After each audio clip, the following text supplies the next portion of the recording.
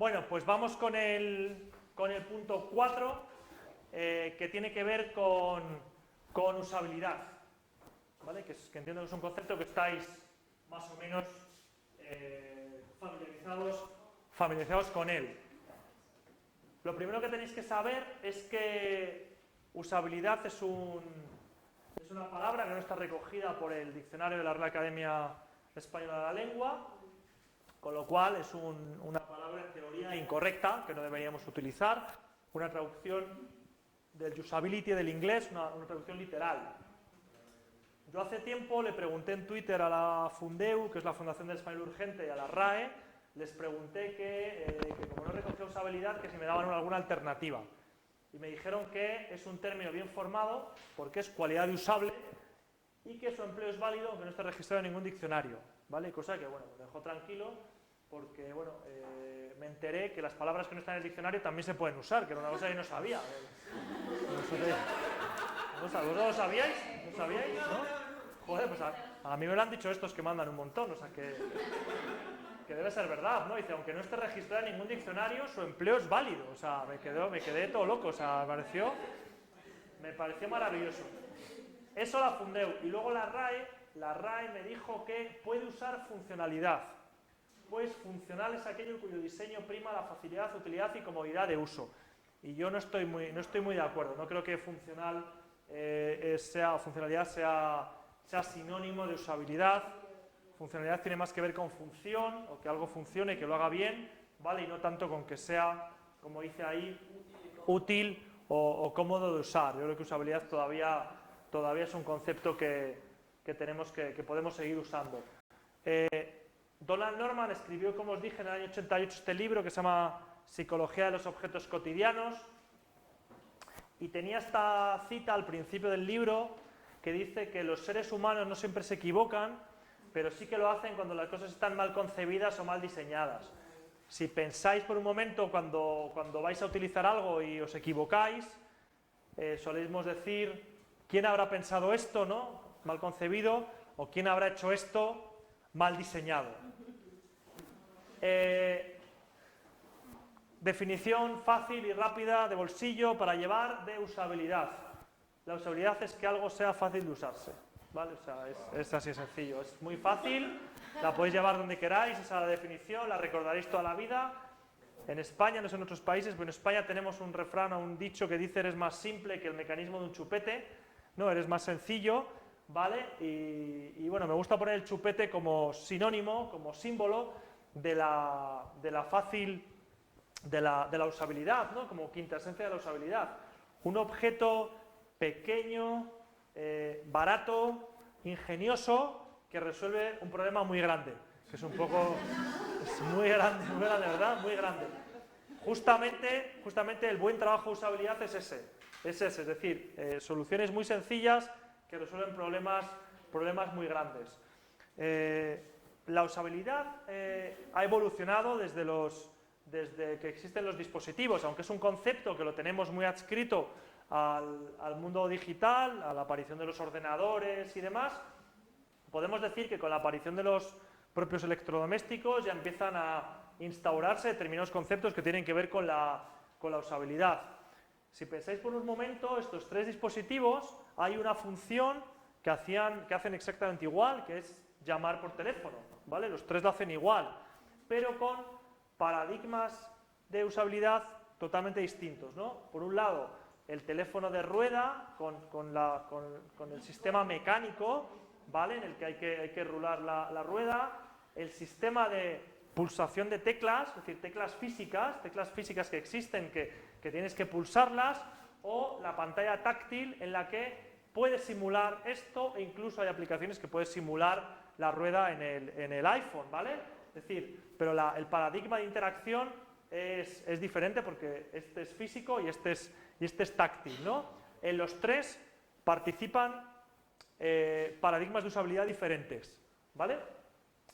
Esta ilustración de una compañía holandesa de teléfonos del año 1937 explica a los usuarios cómo se utilizaba un teléfono de rueda, ¿vale? Pensad que si volvieran los teléfonos de rueda, probablemente habría una generación de personas a la que deberíamos volver a explicarles cómo funcionaban, ¿no? Porque nuestro paradigma ahora mismo de manejo de objetos, primero, tiene que ver con la pulsación y luego otra cosa más importante, tiene que ver con el feedback del sistema. Nosotros ahora, desde un teléfono móvil hasta un cajero automático, nos devuelven en qué punto está el sistema. ¿Qué hemos hecho? ¿Lo hemos hecho bien? ¿Lo hemos hecho mal? Queda recogido en una pantalla, marcamos 538 y queda en la pantalla 538. Cuando pulsamos, además de que aparece el número, a lo mejor hace un pequeño sonido o incluso puede hacer una vibración la pantalla, ¿no? Cuando vamos al cajero automático, pulsamos en el número de nuestro PIN y aparece una bolita ahí marcada para saber que la hemos metido. Es decir, es lo que llamamos el feedback del sistema. En este modelo no había feedback posible, no había ningún feedback. De hecho, cuando estabas llamando, primero, había una cosa muy curiosa, que era el tiempo que te consumían los números era diferente. Ahora mismo, si tú pulsas el 1 o pulsas el 9, tu móvil tarda lo mismo, que es dar al botón y sale, ¿vale? Pero tú aquí, si pulsabas el 1, el recorrido hasta el tope era más corto, y si pulsabas el 0 era mucho más largo y tenías que esperar, ¿vale? Además, si te equivocabas en un número, no había posibilidad de deshacer la tarea, cosa que ahora en nuestros dispositivos podemos deshacerla, ¿no? Es verdad que a veces no lo hacemos, pero podríamos deshacerla. Quito 2 números y vuelvo a escribir los que me faltaban, en el caso de que alguien escriba los números, que también los escribimos ya, ¿vale? Pero en este modelo no se podía hacer, no se podían deshacer las tareas, no se podían editar. La única forma de editar era dar al botón este que había arriba, ¿no? Donde se colgaba el auricular y volver a empezar la tarea desde el principio, ¿vale? Otro objeto que me apasiona en la usabilidad son las puertas. Las puertas, como dice Donald Norman, o sea, es que solo hay dos opciones, que es o abrir o cerrar, o sea, no hay más, es para lo que sirven, ¿vale? Y aún así, que una puerta tenga que tener unas instrucciones es como el gran fracaso del diseñador de puertas, ¿no?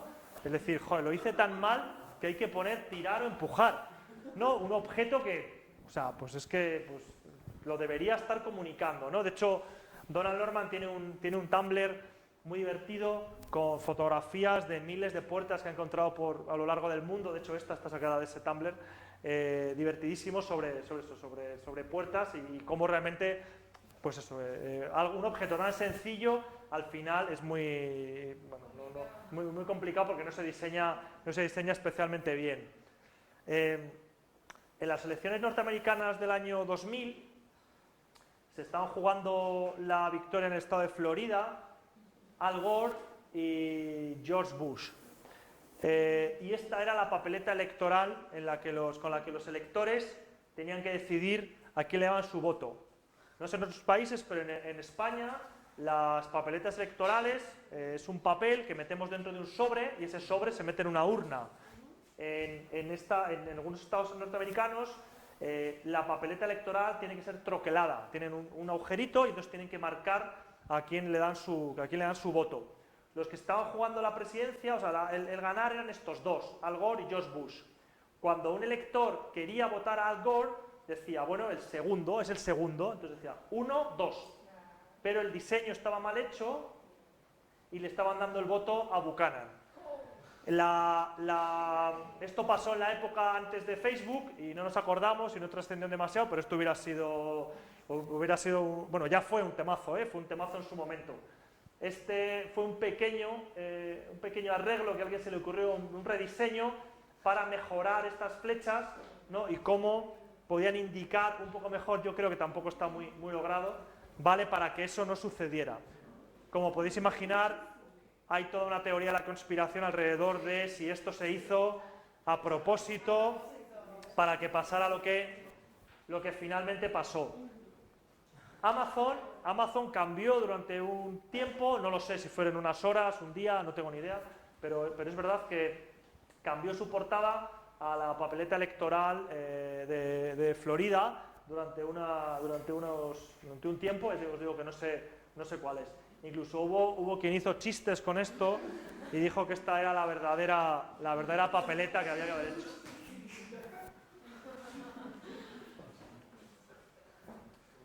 Vale. Bueno, venga, pero después de todo esto, toda esta broma, ¿qué es usabilidad, ¿no? ¿Cuál es la definición correcta, académica, pata negra de usabilidad? Decimos que usabilidad es la rapidez con la que se puede aprender a utilizar algo, la eficiencia al utilizarlo, cómo de memorable es decir, cuánto lo vas a recordar la siguiente vez que lo uses, cuál es su grado de propensión al error, si su uso nos genera caer en errores, y cuánto les gusta a los usuarios, ¿vale? Entendiendo esa parte de la belleza como un elemento que ayuda a generar una mejor usabilidad. De hecho, está comprobado que los sistemas que percibimos como más bellos, que nos gustan más, creemos que tienen una mejor usabilidad, ¿no? Es verdad que es totalmente sugestión, ¿vale? Pero creemos que tienen una mejor usabilidad. Decimos la rapidez con la que se puede aprender a utilizar algo, ¿vale? Decimos la eficiencia, es decir, lo que hace, lo hace bien, eso es importante para hablar de una buena usabilidad. La memorabilidad, si lo voy a recordar la siguiente vez que lo use. La propensión al error, si el sistema me va a meter demasiados atajos para que caigan errores. Y la belleza, cuánto les gusta a los usuarios. Estas serían como las 5 características de un sistema muy usable, ¿vale? Podemos tener sistemas razonablemente usables en los que, bueno, no tienen por qué participar las 5, ¿vale? Pues esto sería como el tope. Los objetivos de la usabilidad. Por un lado, tenemos la eficacia. El sistema tiene que ser capaz de lograr el resultado, perdón, el usuario tiene que ser capaz de lograr el resultado que quiere hacer. Por otro lado, tenemos la eficiencia, que es lograr el resultado con el mínimo de recursos, ¿vale? La mezcla de la eficacia y la eficiencia, la suma de las dos, es la efectividad. Decimos que el sistema es efectivo cuando lo que hace, lo hace bien, ¿vale? Lo hace bien, pero además lo hace con el mínimo de recursos, ¿vale? Vamos a poner un ejemplo. Una intranet de una empresa. No sé si habéis, los que hayáis trabajado ya o estáis trabajando, las intranets de las empresas suelen ser un foco de poca usabilidad, ¿no? Porque como dicen, bueno, como es para nosotros, pues no importa, ¿no? Nadie invierte ni en diseño, ni en tecnología, ni en nada, ¿no? Bueno, pues eso es un sitio que pasa. Es decir, las cosas las hace, ¿no? Por ejemplo, te vas de viaje, tienes que reclamar el dinero de unos taxis que cogiste en tu viaje y tal y cual. Es decir, lo hace, eres capaz de poner tus taxis, pero ¿a qué precio? Tuviste que dedicar un montón de tiempo, llegas por la mañana fresco y dices, bueno, ahora que estoy fresco, porque esto tiene muchísimas trampas, ¿no? Por lo menos en las empresas donde yo he trabajado me he encontrado con intranets así, ¿vale? Lo que hace, lo hace bien o lo puede hacer bien, pero no lo hace con el mínimo de recursos porque el usuario tiene que meter tiempo y esfuerzo. La suma de las dos, decimos que un mensaje es efectivo. Y el último de los 3 personajes de los libros que os mostré al principio es Jakob Nielsen, quizá en una de sus peores fotografías de la historia. ¿Vale? Nunca pensé que cuando hiciera esta fotografía la íbamos a usar en presentaciones en pantalla grande. ¿Vale? Jakob Nielsen enunció a mediados de los años, finales de los años 90, enunció los 10 principios de la usabilidad, que son llamados así, los heurísticos de Jakob Nielsen, que es una forma de testar o de asegurarnos que un sistema es usable, ¿vale? Porque para medir la usabilidad necesitamos tener un procedimiento, necesitamos tener un patrón, y lo que llevamos diciendo toda la tarde no puede ser a mí me parece que es usable, o a mi primo le parece, o a Homer Simpson, o al hermano de Homer Simpson, o al director general, ¿vale? No puede ser, tenemos que medirlo de alguna forma. El análisis heurístico es una forma de, está basado en principios universales de usabilidad ampliamente conocidos, y aunque hay diferentes listas de comprobación de usabilidad, la que yo recomiendo y la más conocida es lo que llamamos los 10 heurísticos de Nielsen. ¿Cómo se ejecutan? Bueno, pues un experto, o sea, alguien que sabe mucho de usabilidad, lo que hace es realizar un recorrido por el producto identificando los problemas potenciales. ¿Vale? Esto es como cuando le pides a alguien que sabe de algo, le dices, oye, échame un vistazo a eso antes de mandarlo a no sé quién, ¿no? A mi jefe o a un amigo que es abogado, que le dices, antes de esto que voy a mandar a Hacienda o a cualquier institución, échame un vistazo para ver qué pinta tiene. Y el que sabe dice, pues mira, aquí te falta no sé qué, aquí pasa esto, aquí pasa lo otro y tal y cual. ¿Vale? Un juego, ¿no? que a veces hacemos es ofrecer a los alumnos, a la gente, una web y decir, oye, vamos a chequear con la lista de los 10 heurísticos de Nielsen si cumplen uno a uno los 10, ¿no? Y así vamos a decir si esa web o ese sistema es usable o no es usable, ¿vale? Bueno, os cuento un poco por encima los 10, ¿no? Lo que son. Sobre todo me gustaría que pensarais que esto está hecho a finales de los 90. Me diréis, joder, es que desde finales de los 90 han llegado los móviles, las pantallas táctiles. Esto tiene que estar pasado de moda seguro. O sea, esto seguro que es una anticualla, ¿no? Que decimos, una cosa antigua que ya no vale, ¿no? Bueno, pues la grandeza de Jakob Nielsen fue que los 10 características que él ponía siguen estando perfectamente vigentes porque son tremendamente teóricas. Es decir, él teorizó sobre la relación de las personas con las pantallas, ¿vale? Son estos 10. Podemos repasar alguno, ¿no? La visibilidad del estado del sistema. Cuando una web te está diciendo, mandas un formulario y te está diciendo conectando con la pasarela de pago, cargando no sé qué, eso es el estado del sistema. Prefiero que me diga eso a que me saque una pantalla en blanco y yo diga, ¿qué está pasando? ¿Qué está sucediendo aquí? No lo sé. ¿Vale? Es decir, ¿qué está sucediendo en la pantalla? Es relevante para que la usabilidad sea buena porque está generando confianza al usuario. ¿Vale? Me vale para una pasarela de pago, me vale para un cargando de un vídeo o un pedido o lo que sea. ¿Vale? Por ejemplo, libertad y control del usuario. Ofrecerle al usuario un entorno en el que puede moverse libremente en lugar de un entorno en el que va guiado, ¿no? Importantísima esta. Reconocimiento en lugar de recuerdo. El recuerdo ocupa aquí y el reconocimiento no. Es decir, si yo entro en una web y de repente veo un icono y aprendo qué es lo que significa, ¿vale? Pero no lo reconozco, la siguiente vez que entre tendré que ir a mi cabeza y sacar un cajoncito, el recuerdo, ¿no? Como recordáis en Inside Out, ¿sabes? Iban allí las bolas aquellas y cogían el recuerdo, pues es lo mismo. Es mucho mejor reconocerlo. Es decir, ah, sí, vale, esto es aquello, sé lo que es, ¿vale? Me permite saber qué es lo que es cada vez que lo utilizo, ¿vale? Por eso es mucho mejor el reconocimiento que el recuerdo. Cuando planteamos un sistema y decimos, bueno, pero la gente aprenderá a utilizarlo y así la siguiente vez ya lo sabe. Digo, y si la siguiente vez pasan 3 meses, o 6 meses, o un año, ¿vale? Porque al final muchos productos hacemos un uso muy ocasional, ¿no? Diseño minimalista. Es decir, que ahora es un elemento de tendencia, ¿no? Con Material Design de Google y el minimalismo y tal, pues a finales de los 90 este hombre ya dijo, el diseño minimalista trae una mejor usabilidad que el que no lo tiene, ¿no? Y yo creo que no iba nada desenfocado, ¿no? Ayudar a los usuarios a reconocer, a diagnosticar y a recuperarse de los errores, ¿no? De repente, not found, página encontrada. ¿Y qué haces? Vuelves, ¿por dónde vine? De repente das volver y no carga porque era una cadena de código y de repente no encuentra la página. Te doy un error, te digo, tranquilo, aquí tienes un buscador, puedes ir por aquí, te digo qué es lo que ha pasado. Es decir, eso es ayudar a los usuarios a diagnosticar, a reconocer, diagnosticar y recuperarse de los errores. ¿Vale? Así que bueno, esta parte es muy interesante, es verdad que es muy teórica, por eso no me voy a meter más en ello, simplemente sobrevolarlo para que lo conozcáis. ¿Vale? Con respecto a la usabilidad, ¿cómo han evolucionado los interfaces digitales en lo que tiene que ver con esa relación que hablábamos al principio de las personas con las máquinas, ¿no? De los humanos y los ordenadores o los sistemas, ¿no?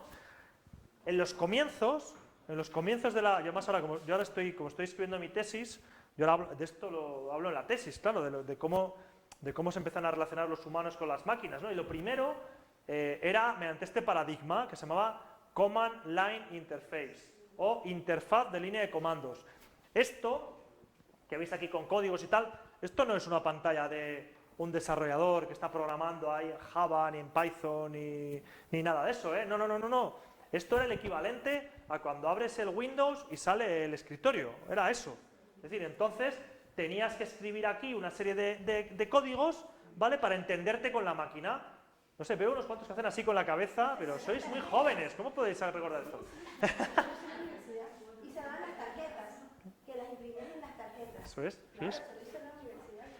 El MS2, por ejemplo, que era el MS2, que fue muy popular, o Unix, sistemas que eran de línea de comandos, ¿vale? Este es el primer paradigma de comunicación y gestión de las personas con los ordenadores. El segundo, que este ya nos suena, GUI, Graphic User Interface, interfaz de usuario gráfico, ¿vale? Cuando aparece esto, esto realmente, muchas cosas hacía las mismas que esto, ¿vale? Pero de repente aquí aparece el ratón como elemento disruptor, ¿no? Porque en este otro, aquí no hacía falta el ratón absolutamente para nada, de hecho ni se había inventado, ¿vale? Pero aquí ya existía el ratón, ¿vale? Pues los primeros Windows 3.11, los primeros Apple II y los primeros todos aquellos ordenadores, ¿no? Graphic User Interface, interfaz gráfica de usuario. Y el tercer paradigma es el Natural User Interface, o interfaz de usuario natural, en la que no hay un elemento mediador entre la persona y la tecnología, como era el ratón o era el teclado, sino que directamente con nuestro cuerpo, ¿vale?, somos capaces de interactuar con el sistema, ¿vale?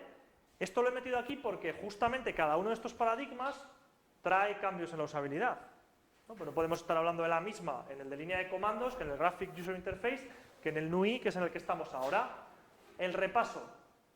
CLI es codificado y estricto, es decir, tiene unos códigos determinados, CD : asterisco barra no sé qué, del no sé qué, y es estricto. Si no ponías las comillas, no funcionaba nada, ¿no? Si no ponías el asterisco, aquello no tal, o sea, es decir, era estricto. Graphic User Interface, metafórico y exploratorio. El concepto de la papelera, el concepto de mi PC, el concepto de la carpeta, el cortar, copiar, pegar, ¿no?, que ha fallecido hace unos días el que inventó el copy-paste, ¿no? Todo eso se utiliza como metáfora para entender qué es lo que está sucediendo.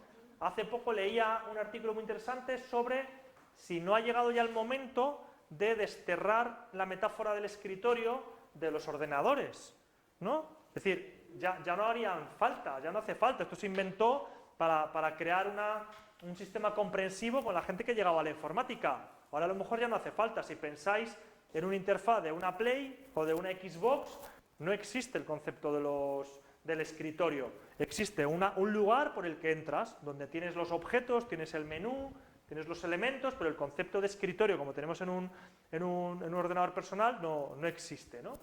Bueno, decimos que es metafórico y que es exploratorio, ¿vale? Justamente por ese movimiento que hace el usuario alrededor del sistema operativo, ¿no?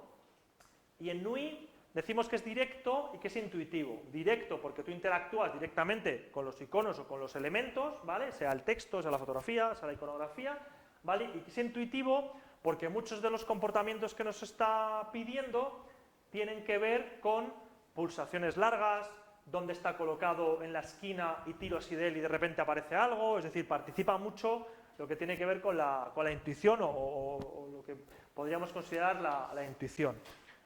Cuando hablo de NUI, de Natural User Interface, hemos pensado en lo táctil, pero la conversación se está convirtiendo en el nuevo interfaz.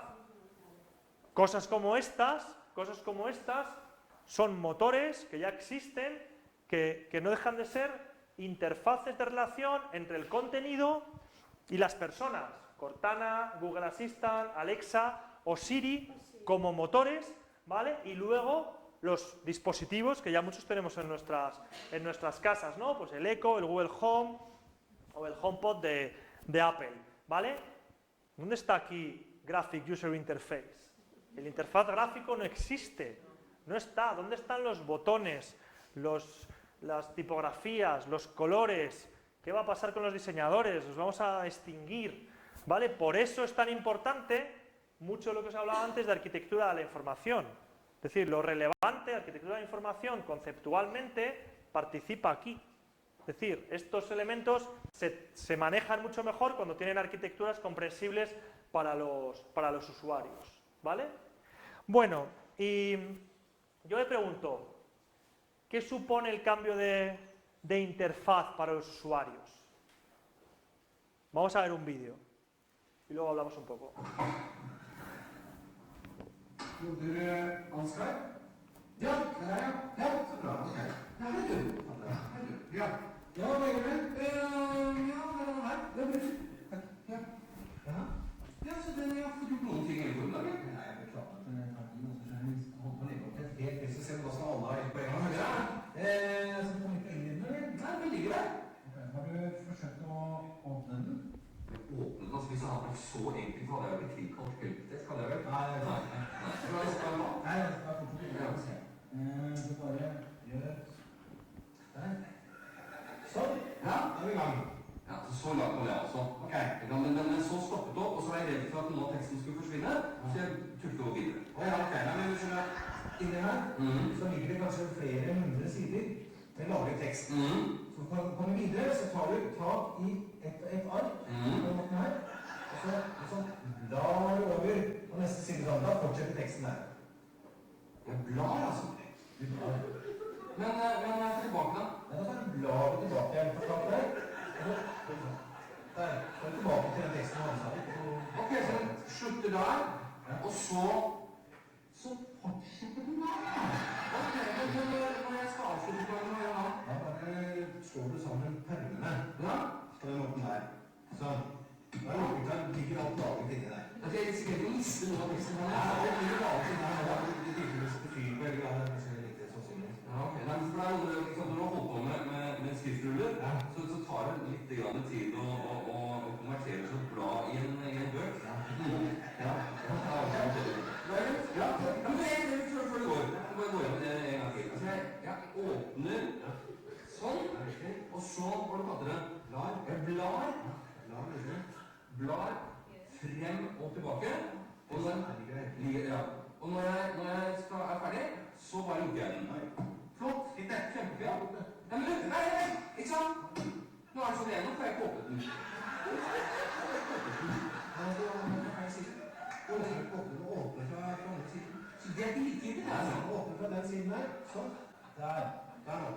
Ja vel. Har du lest manualen, eller? Manualen? Jeg skal følge den som manualen som brukerveiledning. Åja, den er jo alt sammen. Ja, men ikke sant, det er noe samme problemet.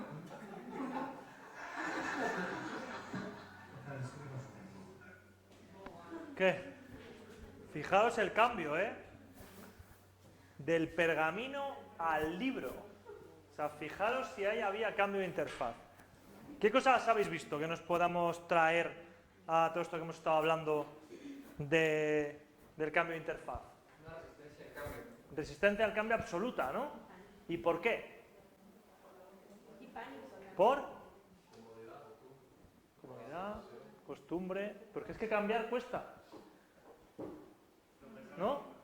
Cambiar suele costar, aunque cambies a mejor, ¿no? Yo cuando trabajaba en El País, se nos ocurrió poner el día que lanzamos el rediseño en portada una encuesta preguntando a la gente si le gustaba el nuevo diseño. La tuvimos que quitar a la hora, porque los votos eran que no, pero increíble, o sea, como 99% que no. Y claramente era mejor.